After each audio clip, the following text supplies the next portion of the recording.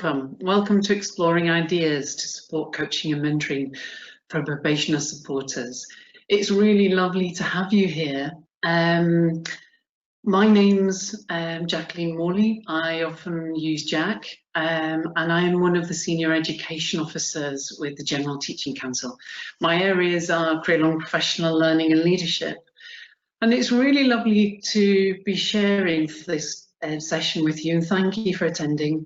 It seems odd that you're only in listening only mode when we're talking about coaching and mentoring.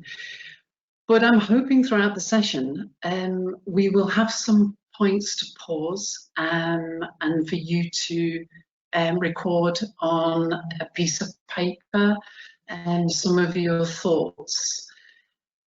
The whole series of slides are designed for you to be able to download after. They'll be freely available so that you can use them in different contexts.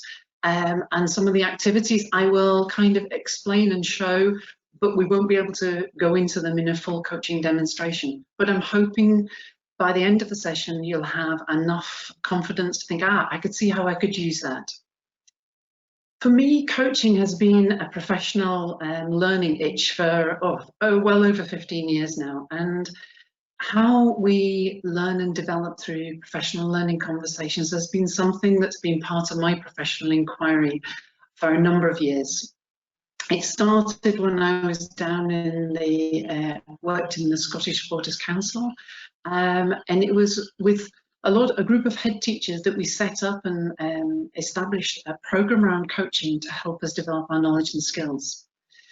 So I'm going to share some of the things that come from that today. And before I move on and set out the context, I also need to say there are two things that might happen that are beyond my control. Within this recording session, at any point between 4 and 5, I'm expecting my very loud dog, Ella, to return into the house. So please forgive her if she joins in a rather unhelpful way. I have put treats out to try and sidetrack her, but I have no control of that, particularly if somebody comes to the door. You'll know about it. So my apologies in advance. And secondly, I can't stop. I've got all my phones switched off, but I can't stop my home phone. So if it does, I will immediately try and get it answered and switched off. So within the hour we have together, I'm hoping to look at 4 different areas. Though the first one will be a quick gallop through the Scottish education policy context and what that says about teacher professionalism through the lenses of coaching and mentoring. I'll also quite briefly come onto the coaching and mentoring continuum so we're clear on what we're talking about. And then I really want to use that to explore some skills and ideas of what is effective coaching and mentoring, what are those skills, and throughout that it will be peppered with a build of coaching tools which might be useful for you to help support some professional conversations with your probationer or with colleagues or indeed even with yourself. That's how it'll be tonight. So it will be really useful if you do find somewhere near you at the moment to have a pencil and paper to note down some reflections. Though I won't be able to discuss them with you, it will be useful just to maybe see how the tools work. So firstly, and hopefully quite quickly, I'm going to just set the Scottish education policy context and looking at this very much through the lens of teacher professionalism and coaching and mentoring. Many of you will be familiar with our National Improvement Framework, and this was the first document that really set out the idea of teacher professionalism being one of the central drivers. But it'd be really interesting to talk to you and say, well, what does teacher professionalism mean to you? And if you were talking to your colleague who you're supporting, your probationer, what would they say? What's their definition of it? Because we haven't really had much opportunity across Scotland to discuss this and really extend our knowledge and our understanding of the meaning. However, this policy does give us some indication of what they're talking about here, and they actually align our teacher professionalism with the impact of our professional learning as teachers on the children and young people we support and on that achievement. If I take the idea of teacher professionalism and the connectivity to our professional learning into the GTCS context, you will all be familiar with professional update. And I suppose in my role at GTCS, I would use teacher professionalism and professional update interchangeably, because actually this is really about our professional learning. It's about how our professional learning is informed in meaningful ways by our professional standards and the kind of questions I'm asking myself about my practice, my learners, what I need to develop, what areas are perplexing me, my professional itch, as I sometimes call it. Hi, Jack. Sorry to butt in there. It's just the slides don't appear to be changing, and a couple of people it's the same. It's the same on my screen. I'm not sure if it's been paused or not. Not that I can see from mine. Do you want me to unshare and share again? What slide are you on? It's just the first one with the control panel. Sorry about this, everyone. Just a slight technical difficulty. No problem at all. Well, is it moving for you now by any chance? No, not yet. Ah, right. That's very vexatious. Right. So we'll try that one more time. What I'll do is I'll endeavour to stop sharing my screen. Yep. And see if I can actually somehow get this back to work again. We tested it at 3:30 and it seemed to work, which is a pain in the neck. So, Kirsty, I'll try one more time to see if I can share, and if you could tell me what you can see, because I've got 3 screens open and none of them seem to be working. What slide can you see now? The Scottish Education Policy Context slide. Okay. Now let me know what you can see next. Yeah, that's it changing now. That seems to have fixed it.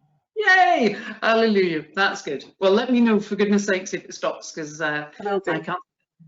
So thanks for interrupting on that. That was really important. So basically, this is the idea of teacher professionalism, as I said, for the National Improvement Framework. And I was actually talking there about the idea of what that means in terms of our professional update, our professional learning, and how that most importantly is underpinned by ongoing professional dialogue as part of the professional review and development process, but not that once a year sit down, but actually how that actually supports me across the year. So you can see from our definition here, we talk about it being our engagement with our professional learning, but actually it is underpinned by a supportive and challenging PRD system based on a coaching approach.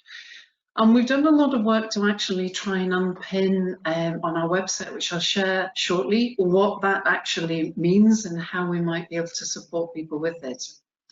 Interestingly, this concept of our professional learning left us to work on this slide, which we were really looking at. This is the work from Zoe Robertson, who used to be part of our team. She's now works at Edinburgh University. But Zoe set about asking, you know, what if we want learners who are motivated, creative, engaged, have ownership? Actually, what does that mean for us as teachers or leaders in our role? What kind of learning do I need? This work and this research led to the creation of the National Model for Professional Learning. Now, many of you will be familiar with this, and I'm not going to go into the whole detail of this, but you can see how it captures at the centre the idea of me as a learner, as a teacher, and how my learning impacts on the children, young people, or the adult learners I support. And in this case, we're talking about your role as a supporter and how that impacts most directly on your colleague. I'm going to just spend a little time talking about the policy context here, about the leadership of and for learning. So if we look at that outside circle, this is what the model says about that. And I'm going to come back to this as one of the coaching tools later on. But actually underneath the leadership of and for learning, what we talk about here is that culture and the space and time that coaching and mentoring conversations can create. But most importantly here, highlighted in yellow, is the policy that sets out for us in our education context that actually we're looking for learning conversations underpinned by coaching approaches to stimulate, challenge and support our thinking. This, you could see probably most strongly, was back 10 years ago by Graham Donaldson when he published Teaching Scotland's Future. And in there, one of his recommendations was that all teachers should see themselves as teacher educators and be trained in mentoring. He's coming back in January this year to actually work with the GTCS as our keynote speaker in January, I think it's the 13th of January, to actually say where 10 years later in Scotland, where are we with this?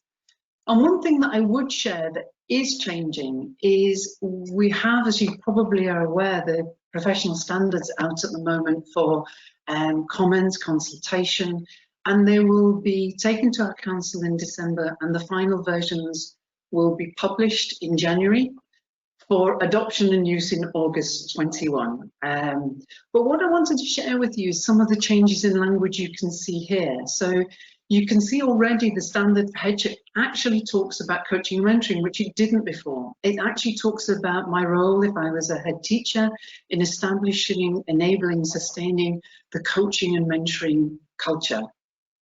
If I'm a middle leadership, I'm developing my coaching and mentoring skills. And of course, within that standard of full registration, you see that collaborate and contribute to the professional learning and development of colleagues, including student teachers. So that's that we've got a strong policy context in Scotland for coaching and mentoring that we could do more work on, and that I'll come at the end to share some of the work that's emerging. But what I briefly want to talk about is the coaching and mentoring continuum. But I actually want to maybe start by engaging with you to see where you are. So Kirsty is going to help me with this. So shortly you will be given a poll which will ask you to choose between one of 4 different possibilities. I have a limited knowledge of coaching and mentoring. I have a limited knowledge of coaching but feel more confident mentoring.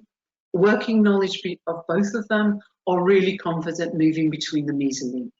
And I'd like you to select which one of those you think is closest to you, more or less, in how you feel about coaching and mentoring right now.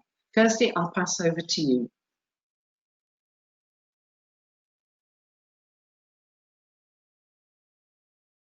That's the poll up just now, and I'll just give you a few minutes for everyone to click that poll.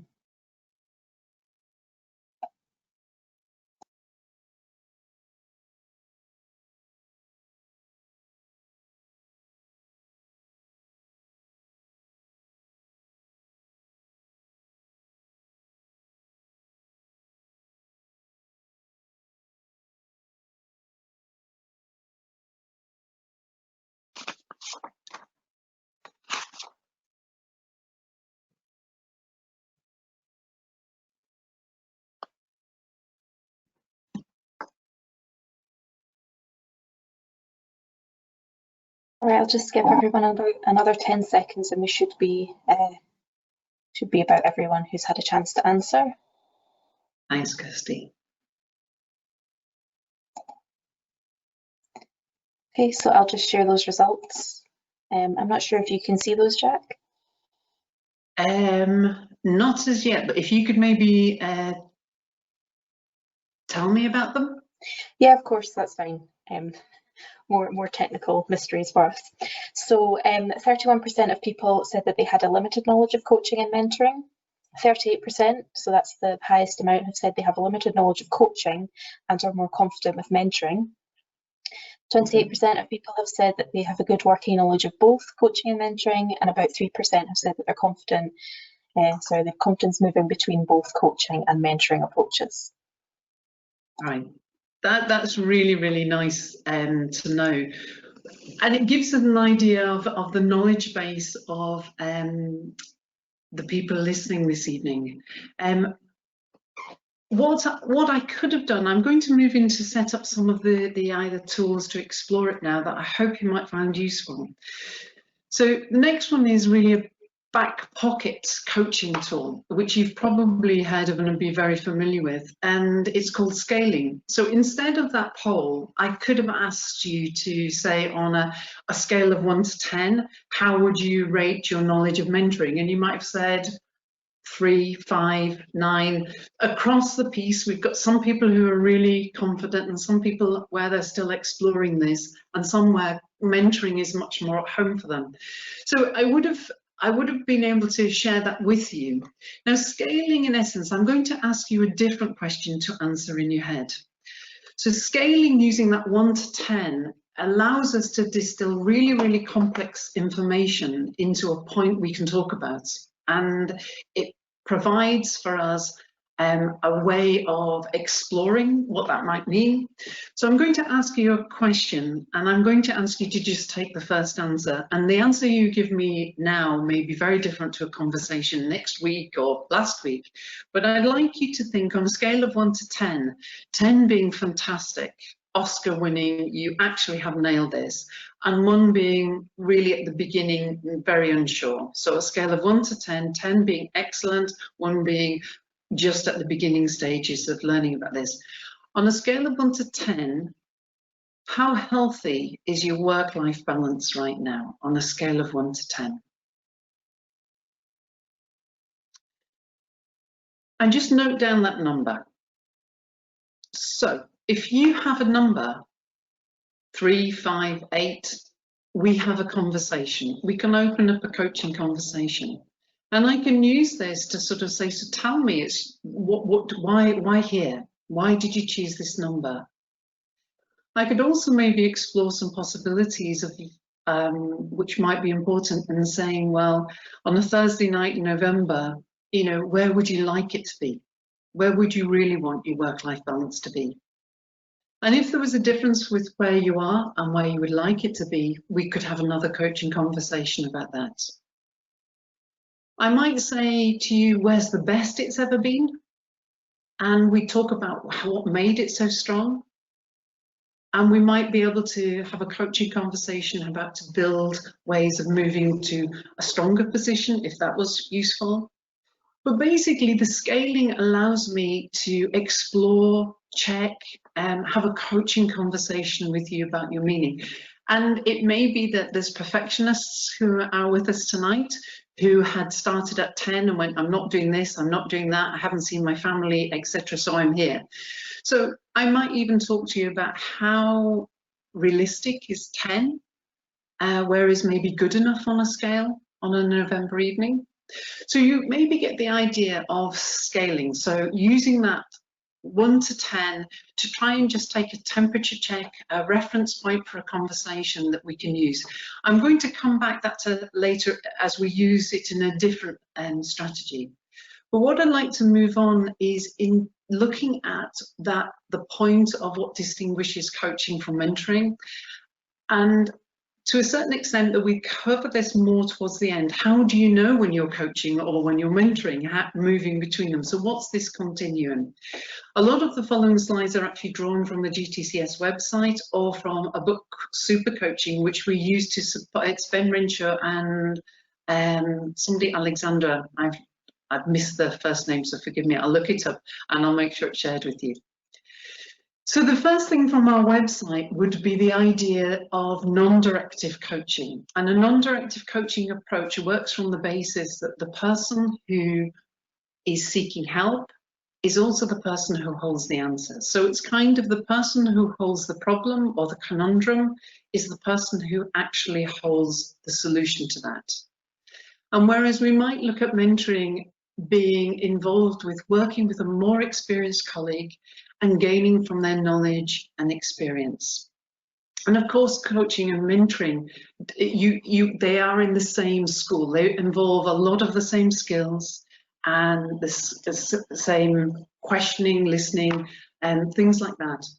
So if I look at it a little bit more about unpacking what I was talking about there about non-directive. So when we're talking about non-directive, that would be that I'm pulling the answer out from the person I'm working with. I'm asking them what they think, what their solutions are. I'm very much listening to understand their context, But at the opposite, the end of this, if it's a directive form, I would be maybe helping, supporting, telling you what to do. And if I put this in a different one, then this is lifted straight from our coaching mentoring website information, and the links to this are at the end. Here I've got a journey that I might take. So if you think about a colleague who's new in a role, it could be a probationer, but it could be even yourself when you've been new in a post or new in a role or new in a school or new in a setting. If you've taken this on for the first time as a supporter for a probationer, then actually you often start in the August, September, where you may be telling, helping, instructing, definitely advising, because I'm new and I need your knowledge, I need your expertise to guide me. So when I come to you and say, help, I don't know what to do, you would say to me, Jack, have you tried this? Look, here's an idea you might like. What about this? Come and observe me. Here's a colleague you can observe. So we would be moving and making suggestions, and you'd be helping me build my knowledge base, my professional competency and confidence in the different areas of my professional practice. And as I move through towards Christmas, I would be building more of my knowledge. But if I was to come to you in April and I'm going, help, I don't know what to do, you're probably less likely now to tell me what to do or to give me direct instructions. You would probably be moving into a more non-directive format where you'd be saying, well, okay, Jack, what have you thought about? Where could you go for more help? Who could help you with this? Where might you follow up with some reading? What's worked for you in the past? You wouldn't actually be jumping in to rescue me. Whereas actually in the start of my career, I'm relying on your expertise as my supporter to really help guide me, and you share your knowledge base. Towards the end of the year, you would be moving more in that spectrum towards the coaching, the non-directive, helping me to solve my own problems and maybe reflect on what's worked, if that makes sense. The next slides actually come from the book Super Coaching, and it's quite a useful definition Ben shares here. He talks about mentoring as that delivered with the experience and the knowledge of a senior manager or a teacher who has a deep professional knowledge, and it's helping me develop my career. It may be helping me build networks, and it's from an advice base. You are sharing your knowledge with me. And it really follows a free form, and it probably follows across this year the pattern that I need as a probationer when there are certain points in the year that I have to commit or do things or have completed work. So it will follow that structure, but it will follow whatever my needs are. If it comes to hit the definition of coaching, I think there's some really interesting parts here he talks about here.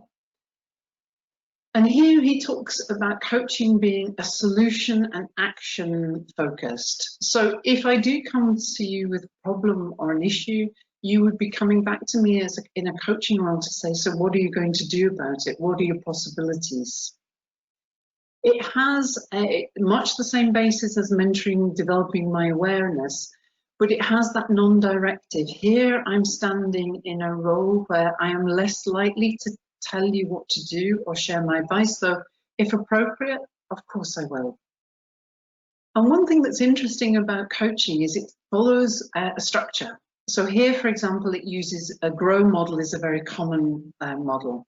And GROW would be that I'm having a conversation where the goal, it may be about a lesson observation. R is where we're exploring the reality. O is when I'm looking at options, what we might think about, what the solutions might be. And W is the wrap up or will do, what I'm committing to do, what my learning plan looks like before we meet again. So it often has a very strong formal structure I'm following.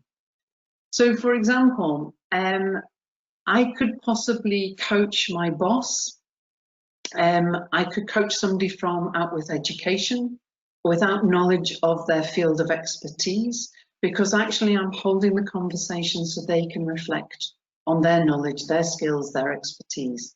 But I certainly couldn't mentor someone from another career professional body, because I don't have that knowledge base. And that's where the role of the supporter moves across this continuum and has that real deep sensitivity of building the knowledge of when coaching might be appropriate or when mentoring and supporting somebody and giving advice might be the case. So I'd like to just give you a moment, and you'll need your pen and paper or pencil, and I'd like you to just reflect for a moment on this slide. I'd like you to just for a moment to think about somebody who's been an influential figure, a positive influential figure in your life, and they've had a real impact on you. I'd like you to take a moment to bring this person to mind. It may be somebody from your family. It may be somebody who's a friend. It could have been a colleague you would have worked with or a leader you've worked with. I'd like you to just take a moment, and I'll give you a minute of silence just to think about this person. And I'd like you to write down what were the 3 main characteristics that you would use to describe this person. Just take a moment of reflection and just write down, bring the person to mind now, and write down the 3 main characteristics. I'm just going to set my stopwatch, so I will actually give you some time to think.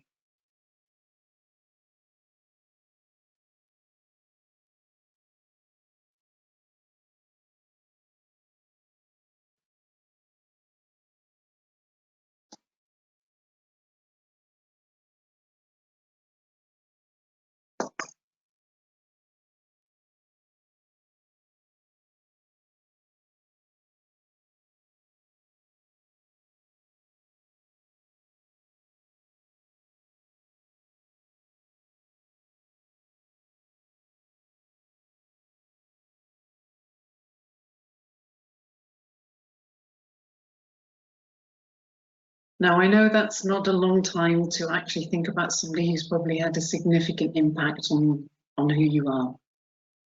And in preparing for this, I actually brought to mind Neil Horn. It's a colleague I've worked with. He's an absolute fabulous coach, and I've had the privilege of working with him for about 15, 18 years now. And when I think of Neil, he was a head teacher, but for the last 15 years, he's really done a lot of work in terms of coaching. And he's someone I turn to when I would like some coaching support. And the words I would use to describe him were wisdom, humour, honesty, and inspiration. Now, I know I said 3, but that's 4.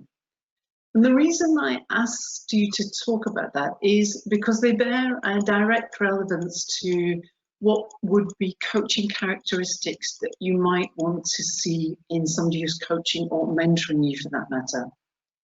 Now, in this visual, at the centre is relationship, because without relationship, you won't have coaching, you won't have mentoring, you don't have successful learning environments, because relationship is the foundation stone for where I can really show up and tell you maybe what's not working for me in my practice. And I know you will value me, I know you will hold that space, and you will be supportive and challenging. You will also stretch me to learn new things, to know where my next step is. The orange or yellow area, depending, is being, and this is about being self-aware, and I'm going to talk more about that, but it's also about being present. It's about being present for another person's learning and having that confidence to actually hold the space for someone else to think, to reflect, and to bring new ideas.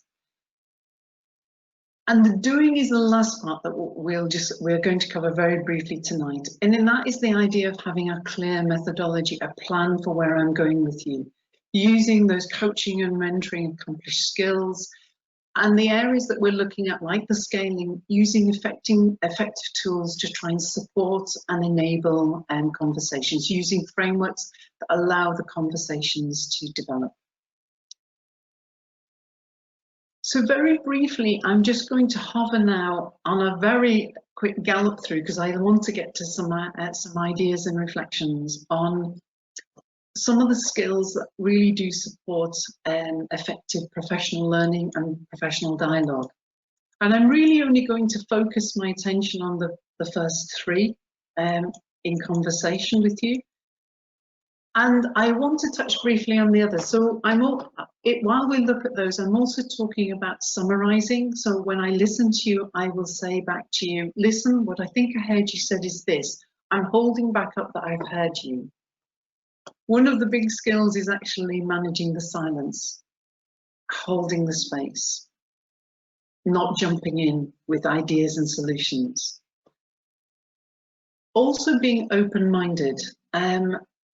Often when I'm in a coaching situation or a mentoring situation, I'm aware how quickly my brain is going forward to actually think, oh yes, I would. I think, and actually being open-minded to say that my solution may not be the right solution. I need to listen to the other person. And using some of the tools or using a structure like GROW can really help hold those conversations on track. But I'll come first to being present. And when I'm talking about being present, the question that was once asked to me is, where are you not showing up? And this is being really there for the other person's learning, really showing up, not arriving and worrying about the last lesson you had or your role as a coach. Often when we're there, it's being there and just holding that space. And often sometimes it means not doing something for somebody else, letting them find their own solutions within that space. And we do that really, of course, by really engaging in listening. I love this quote from Super Coaching. The quality of listening determines the quality of the conversation we inspire. And that is so very, very true. And when we're talking about listening, there's all these different things. Now, if we were together, we would be sharing and discussing what we thought was active listening. I wouldn't, in any coaching or mentoring setting, I would not be presenting with a set of slides. I would be actually talking to you about what it means to you. But here, what I suppose the main message is listening to understand the other person's context, and that feeding back what I heard you say. Listening also, I have the privilege of working with a number of teachers, and often when they start talking about their teaching or learning, children and young people or adults they work with, they light up. And I can see that their passion and their belief in the importance of the role comes forward. And I'll often share that back to them. And I think Stephen's Covey work here is the important thing. Listening with most people listen with the intention of replying, not to understand. And when we listen to get into conversation. Yes, I know what you mean. I've been there too. In the coaching and mentoring side, I'm listening to really understand what it is would be the best structure to try and support you. And another tool I use to do that is, of course, questions. This is the lovely part. The coachee has the answers and I have the questions as the coach. And it's really nice, the idea, the questions we ask in any situation determine the answers we get and the answers we don't get. And the reason we use questions and the purposes of questions in that coaching mentoring format is very different. So you might be using questions to gather more information.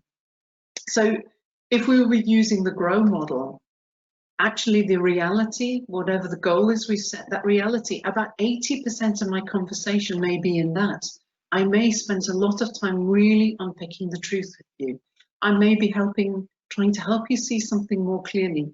Now you may have seen this when you're working with a probationer or a colleague, where they're really despondent because something's not going very well. And actually you may be trying to help them see something more positively. And a tool we're going to examine shortly would help with that. I think also too, looking at shifting attention to the present moment. Quite often we can spend time poking around in the past and what didn't work, but actually the only thing we have control of is the present. We can worry about the future, but actually bringing people back to right here, right now, what we can do. I might also be using it to try and understand the value space of somebody. Tell me more about why that's important to you. I also want to help maybe somebody appreciate another person's point of view, asking them to stand with empathy in somebody else's shoes, see the world from their view, or help to break down barriers where things seem impossible to overcome so they can take action. And that's, again, when we look at it later on, this 1 to 10. Sometimes I may be assassinating myself because I'm at a 4 and I want to be at a 10. But actually, if I move my frame of reference from 4 to 5, I can actually maybe think about what's the one thing I can do that could make a difference. So helping people and influencing them to see a situation more positively. We're coming to that shortly with something I would like to share with you. I'm really looking at helping people thinking about the effects of their actions. So here I'd like to move to some of the areas where we've got some tools, which I will share with you in the hope that you might be able to see how you might be able to use them with your colleagues and certainly with the probationer that you're supporting. Now, we talked about the 1 to 10, and I'm going to give you time to just take it some reflection again here. And what I've done is what we've done is use the 1 to 10 as a gap analysis or something that starts a reference point. And the way I've set it here is on a success wheel for coaching. It's a self-evaluation wheel for coaching. And on your notepad, I would like you to just draw, it's like a circle and you cut it into 8 pieces of pie. So you just draw a piece of pie. And I'm going to give you a moment, I'll come back to this slide, for you to reflect on where you would map yourself. So you can see if I put the pointer on here, I think I have the pointer on, no, maybe not. You can see here that actually it's mapped, this is just random. So what I'd like you to do is I'd like you to just bear this in mind here. On a piece of paper, just draw a piece of pie, as you see in the circle, and map on there where you feel you are in terms of your coaching mentoring. On a scale of 1 to 10, where would you rate yourself right here, right now, on being open-minded, on giving feedback? So I'll give you just a moment to think about yourself and take down your notes on your piece of paper on where you would map yourself in terms of these things. Just take a moment now and do that.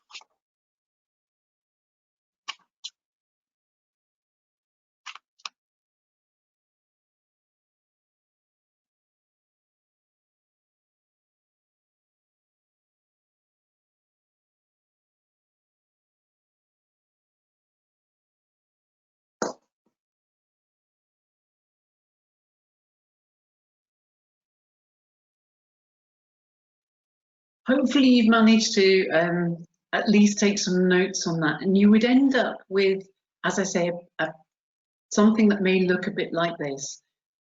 And from your pizza or your mapping, I would now help to have a conversation with you just to say, well, what do you notice? What stands out for you?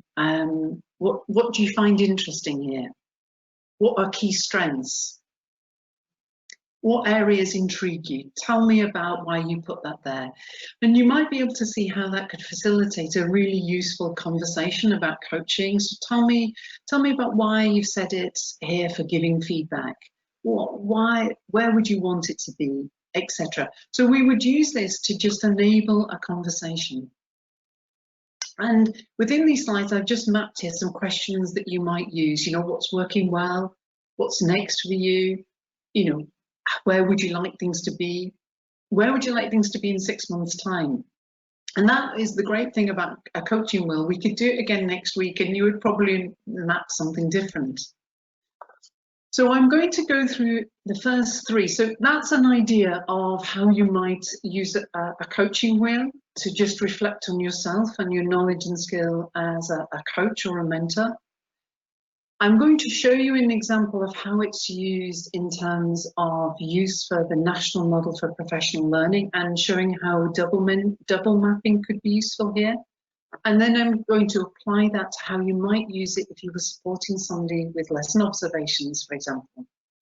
And there's plenty of other things as well about PRD, which on our website there are wheels, coaching wheels. On the standards, our website has loads of those, but you can also use them for teams. And also a really useful one is a blank wheel, which I'll explain in just a moment. So if you remember at the start, we were talking briefly about the National Model for Professional Learning and the outside ring of Saturn, as I keep calling it, that leadership of and for learning. So maybe if I was working with you, you'll see around the outside all of those features I've just put into boxes, and I've said, you know, so over here, I might be saying lead learning conversations underpinned by coaching approaches to stimulate and challenge and support thinking. Have professional courage, and hopefully with you, we would have time to map it, and you may come up with something like this. And we could have a really interesting conversation about that. So sort of say, right, tell me about that professional courage, or I can see providing the time for meaningful engagements is strength. Tell me what makes that so strong. Interestingly, however, what I could also do with this particular area of focus is I might ask you to double map. That might mean I might ask you on a separate wheel or on the same wheel to actually map how you feel about the leadership culture you work in. How supportive is that? So you can see here that you might end up with two different ideas, which would actually maybe help us explore strengths, tensions. You know, I can see that you feel here, or the person, it's just an example, that they feel that there's a really strong culture of professional courage, but they're feeling slightly more reluctant. It may be that they're new to a team, etc., etc. But you can see how this would add to enrich the conversation, I hope. So what I'd like to share with you is how you might use a blank wheel to support your colleague, maybe with something like lesson observation or a self-evaluation. So imagine you're preparing, as you do, to support your colleague with an observed session, and you would be maybe eliciting from them, you know, what is it you want to focus on? What are the key areas? And you may be shaping that very much through the professional standards. You may be looking at their professional learning action plan. You know, what are the areas we've identified last time? And you'd be pulling out and teasing out for them 8 different areas that they would really be keen to maybe have a look at rather. So you would map these, I've just called it, and it's a blank wheel. So you would map these around the side, and then after the interaction, the observation, you would possibly engage in that conversation where you would ask your colleagues to say, right, okay, so tell me this, how did you think it went? Show me this, talk through this, why here? And you could also have yours and what you saw. And you can compare those two to say, well, what I saw, what I heard, what I noticed. And that allows a difference between your observation and their own observations to be explored in a way that you might, that I showed on the one for the leadership of and for learning. Or you may just choose to tease out from your colleague just their observations. But it's quite an interesting one to use from your observation and from their observations. So hopefully you can see how that self-evaluation wheel might be useful. And I've purposely put it in here blank for you, so you might be able to use that with your colleagues.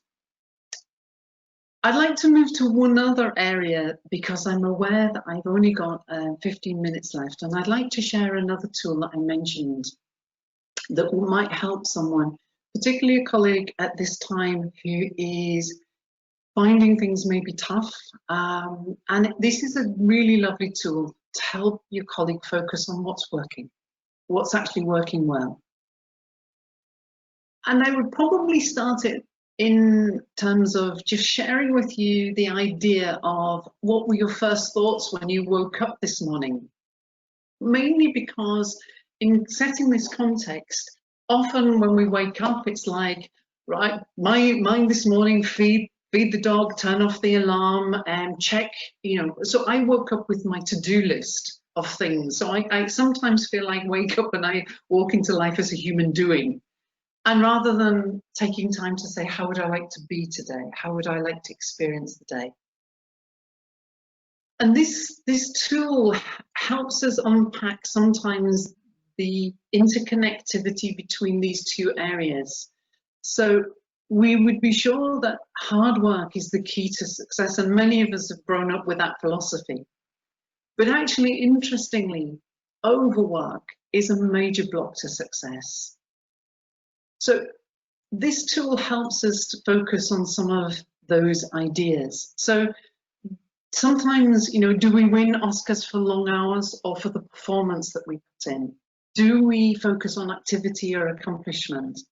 And I don't know if any of you recognize yourself in this one, but actually sometimes I think I'm going for this award because often I somehow synonymously associate with getting on top of my emails as being successful. And I invariably try to do that at the end of a long day, when actually if I switched off, walked away and came back and did it with fresh eyes and energy in the morning, I'd achieve an awful lot more than I do by battling on with the long hours.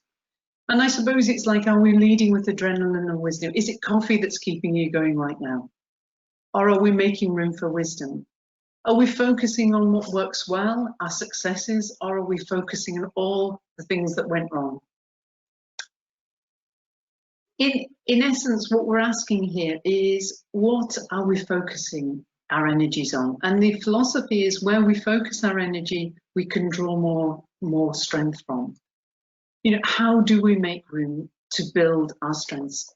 So for this, I want to demonstrate something, and I'm going to demonstrate it just very quietly, and I'll then explain how I would use it if we were together and we actually could have this conversation. So it's using the days of the week, and on your paper, I would like you just in a moment, starting last week, so starting on Thursday, I'd like you just in a list, writing one on top of the other, start with Thursday and the line below that Friday, and then Saturday, and then Sunday, Monday, Tuesday, Wednesday, till at the very bottom of that list you're on today. Can you just take a moment to write those days of the week?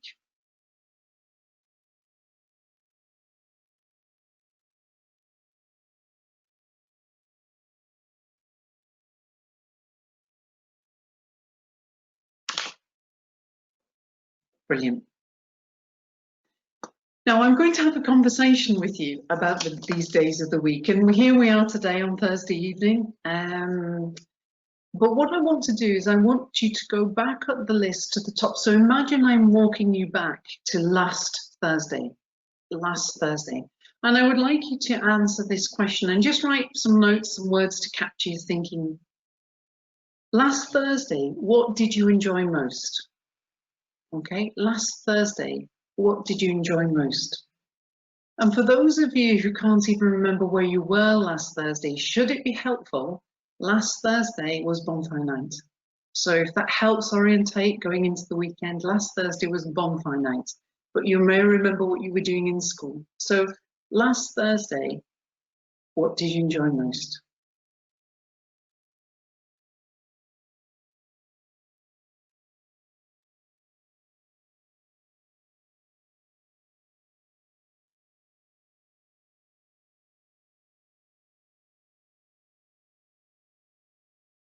Now, hopefully you managed to remember where you were last Thursday. I know some of you will be going, where's my diary? I have no idea where I was. I'd like you to step forward onto Friday, and on your notes, just record for me, last Friday, day before the weekend started, how did you make a difference? How did you make a difference last Friday?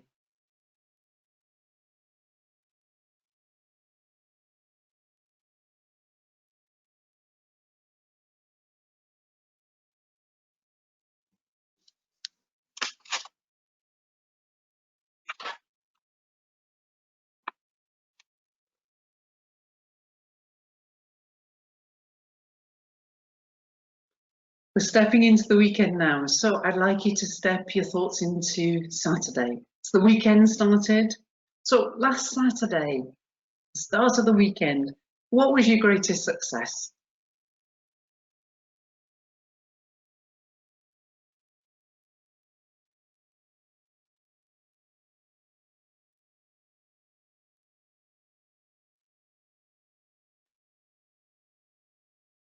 Hopefully with the weekend, it'll be clearer to remember where you were. So move forward to Sunday now. Sunday, what made you happy? Just put some notes down. Sunday, think about where you were. What was the thing that made you happy?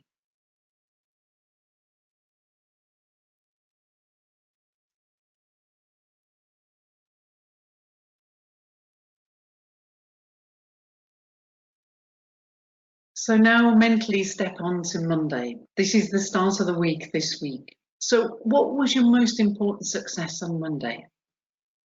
What was your most important success on Monday?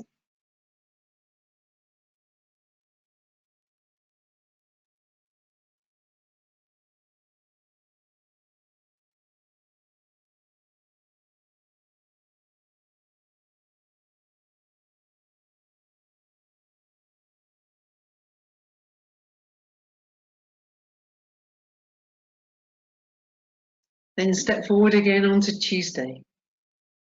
That was the day before yesterday. So step forward to Tuesday in your head. And what was your best contribution? What was it about the day that was your best contribution on Tuesday?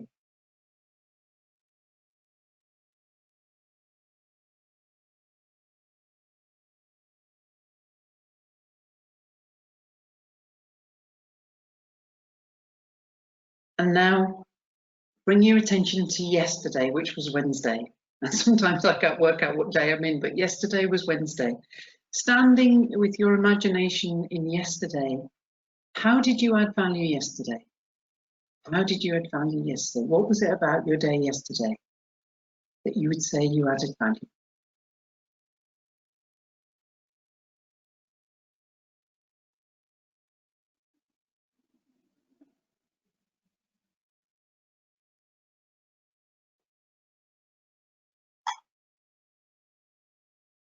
Now, it would be really lovely if we were together and we could have had that conversation, because I'm aware that many of you, when I said, you know, what did you enjoy most last Thursday, were probably absolutely fighting to find out where you were last Thursday, let alone what you enjoyed most or what difference did you make.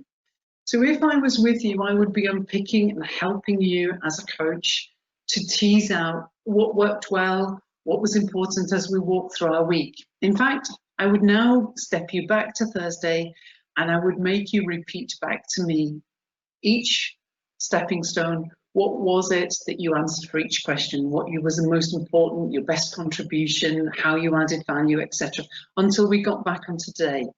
And then from today, in fact, I would ask you to look back over your week as if it was behind you and just ask you, on a scale of 1 to 10, how successful has this week been? And again, whatever that number is, we would have a really interesting conversation, because the number may reflect that you've survived a very difficult and tricky week. And in the education system at the moment, we have some very challenging weeks. So it may be that you've negotiated your way through a really, really complex week. And actually, that's what needs to be celebrated. So the strategic priorities walkthrough, I'll just put these, you could use any of these questions interchangeably, but you might see how you might use them to help your colleague go back through their week and focus on what's worked well. When we often can focus on what didn't work and the disasters. I think if I'd taken you through your week and said, what was a disaster, you would maybe found them, but actually look at this, what were the things that you enjoyed, that you did well, that we can draw our strength from? And those reflective notes going forward. So it's quite a good way of lifting the energy. And you can imagine if you were using this with a child, a young person, actually this would be a really lovely way of building that capacity and that focus. So I'm coming towards the final slides, and I know I've only got 3 minutes left, so I'll go quite quickly. So this is a lovely from Fierce Conversations. No single conversation can change the trajectory of a business, a career, or a marriage. but the importance of those professional conversations we have in supporting us. The one thing I've not really covered here is how you might know when you're coaching or mentoring. And I suppose these are the ones that I've put here that might help. So certainly in terms of coaching, if you're answering more questions than you're asking, you're not coaching. If you're giving solutions all the time, then no. If you're getting into the past and staying with that, then you're not working towards those solution focus. And if you're making all those suggestions, then you're coming out of coaching. You may be having a fantastic conversation and you may necessarily need to go there in mentoring to enable another. But actually, you've taken off your coaching hat at this point.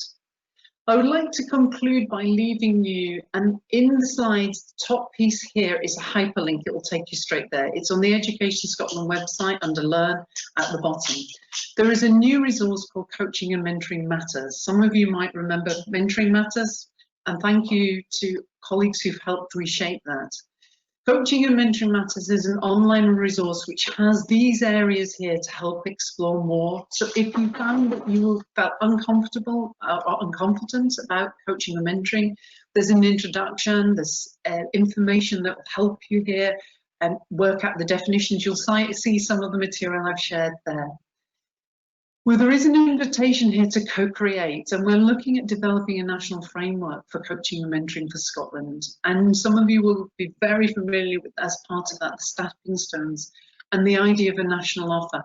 And within this national offer, I'll share that the idea, and these are the webinar, the links to the Eventbrite bookings. There's an offer of an introduction to coaching, either as 3 twilights or as 2 half-day sessions. It's worth booking and putting yourself on a waiting list, even if it's booked, because I know some new programs are going on from January. So please be aware of those. And also in that site, you've got direct links to these resources. These are online learning activities you can explore to help you build your knowledge and capacity in that area, if it's useful. Now, it wouldn't be coaching or mentoring if I didn't finish by asking you to reflect on some questions. So what I would like to ask you is, who is supporting your professional learning? Who is coaching and supporting you and your professional dialogue? And thinking about your reflections across, I was going to say our conversation, it's a very one-sided conversation, I'll grant you this evening, but hopefully some of the notes you may have taken. What is your next step in leading the professional learning for your colleague? What are your next steps for your professional learning? Now, I'm going to open to Kirsty to see if there's any questions, but actually here is my contact details, our website and my Twitter. So one of the things is it's 5 on the dot. I thank you for giving the time up this evening to be with us. It's really lovely that you managed to join tonight. Thank you for taking part. I hope you found the session useful. And I will certainly answer questions even if we don't have time for all of them right now. Kirsty, can I pass back to you for the concluding? Yeah, we do have a couple of questions just to go over, if everyone would like to hang on for those. A recording will be made available if anyone would like to go back or if anyone missed any parts. I'm hoping to get that uploaded tomorrow, but I don't want to make any promises. But you can find this webinar recording as well as others on the GTCS YouTube channel. So if you just Google GTCS YouTube, it should come up. And also a few people are asking about slides. I've just added the slides to the handouts section of the control panel just now, so you should be able to download them. But again, they'll be made available along with the webinar recording itself. And you can also email me at communications@gtcs.org.uk just if you're struggling to find the link, or if you have any other feedback or questions that you want to ask. So with that being said, I'll just ask the couple of questions that we've had coming in. If anything pops into anybody's head, you can still submit them on the questions pane. So I just had someone asking, how does the lack of coaching in the standard for full registration fit with coaching being engaged in with colleagues, not only with leaders or managers? I think hopefully you'll see a stronger emphasis on that coming forward in 2021 versions that are coming out, and it's that I think it's exploring what Graham Donaldson had intended, that actually every teacher should have the opportunity to undertake study in mentoring and coaching.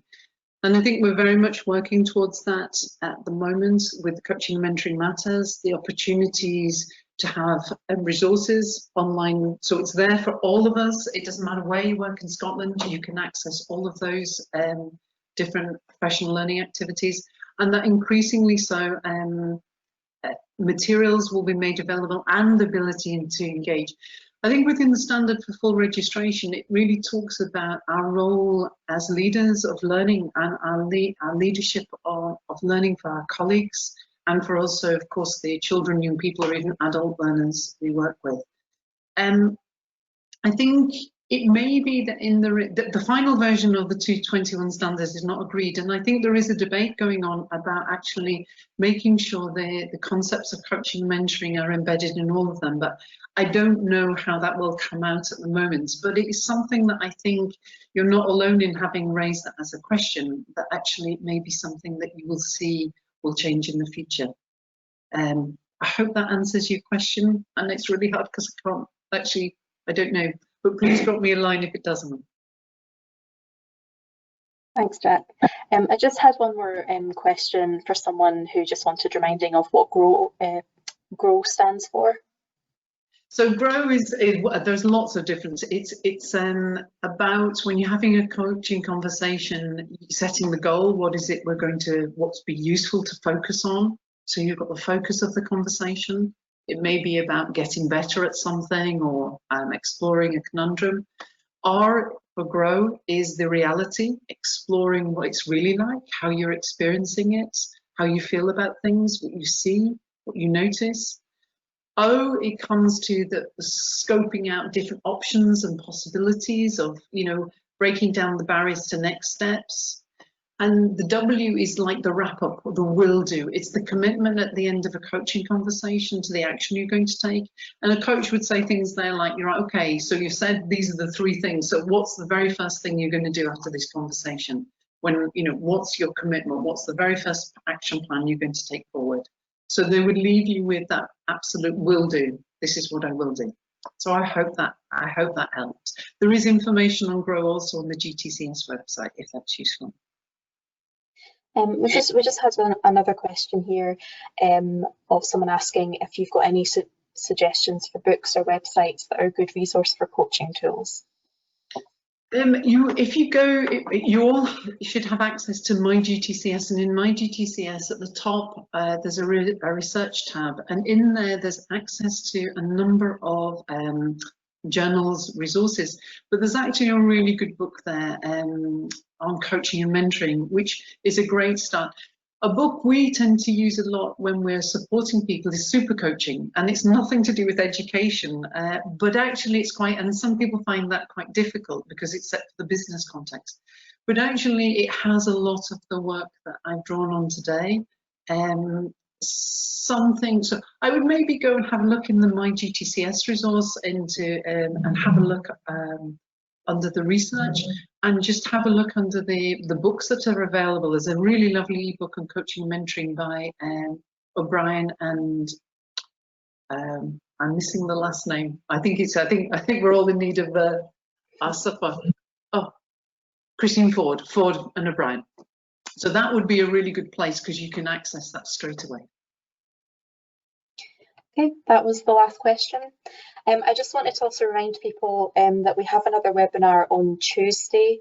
That's the 17th of November, and that's going to be about an overview of the support package for probationer supporters. So I can't remember exactly who's going to be presenting that one, but I will be there. So that's just, if anyone's interested, you can sign up for it by going onto the GTCS website and clicking on news, which is at the top banner, and then scrolling down to events, and you should be able to find it there. And yes, as I said, a recording and the slides will be made available. You can email me at communications@gtcs.org.uk if you're having any trouble finding that, or you would like it to be sent directly to you. And I think that's it really. So thank you everyone for attending, and thank you to Jack again for presenting today's webinar. It was very insightful. So yeah, thanks again everyone. Enjoy your Thank evening. you very much for coming. Thank you. Cheerio. Bye. Bye.